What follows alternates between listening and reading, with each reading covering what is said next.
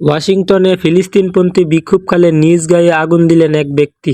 যুক্তরাষ্ট্রের রাজধানী ওয়াশিংটন ডিসিতে ফিলিস্তিনপন্থী বিক্ষোভ চলাকালে এক ব্যক্তি নিজের গায়ে আগুন দিয়েছেন। এই ব্যক্তির একাধিক ছবি প্রকাশ করেছে বার্তা সংস্থা রয়টার্স ও এএফপি। ছবিতে তার এক হাতে আগুন জ্বলতে দেখা যায়। একই সঙ্গে আগুন নেভানোর জন্য পথচারী ও আইন শৃঙ্খলা রক্ষাকারী বাহিনীর সদস্যদের চেষ্টা করতে দেখা যায়। মার্কিন সংবাদ মাধ্যম ওয়াশিংটন পোস্ট বলেছেন, গতকাল শনিবার রাতে রাজধানী ওয়াশিংটন ডিসির ব্ল্যাক লাইভস ম্যাটার প্লাজা এলাকায় এই ঘটনা।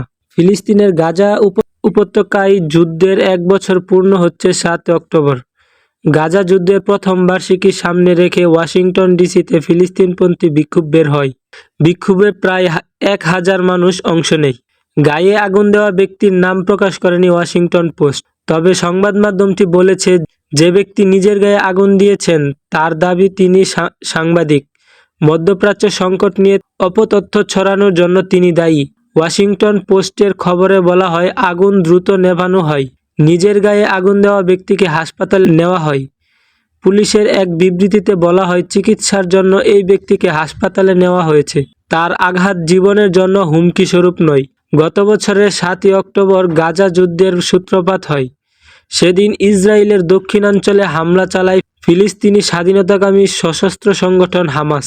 ইসরায়েলের তথ্যমতে হামাসের এই হামলায় 1200 জন নিহত হয়। তারা প্রায় 250 জনকে জিম্মি করে গাজায় নিয়ে যায়।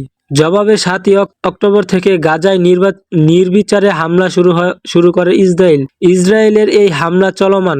গাজার স্বাস্থ্য মন্ত্রণালয়ের তথ্যমতে ইসরায়েলি হামলায় প্রায় 42,000 ফিলিস্তিনি নিহত হয়েছে, আহত প্রায় 97,000। ইসরায়েলি হামলায় উপত্যকাটি ধ্বংসস্তূপে পরিণত হয়েছে। উপত্যকার 23 লাখ অধিবাসী প্রায় সবাই বাস্তুচ্যুত হয়েছেন। উপত্যকায় খাদ্য সংকট দেখা দিয়েছে। গাজা যুদ্ধের প্রথম বার্ষিকী সামনে রেখে গতকাল শনিবার ও আজ রবিবার বিশ্বের বিভিন্ন দেশের প্রধান শহরে বিক্ষোভ হয়েছে।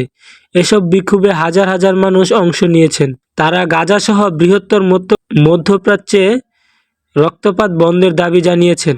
আপনাদের মতামতগুলো আমাদেরকে কমেন্ট করে জানাবেন। নিত্য নতুন সকল আপডেট পাওয়ার জন্য আমাদের চ্যানেলটি সাবস্ক্রাইব করে আমাদের সাথেই থাকুন। ধন্যবাদ সকলকে।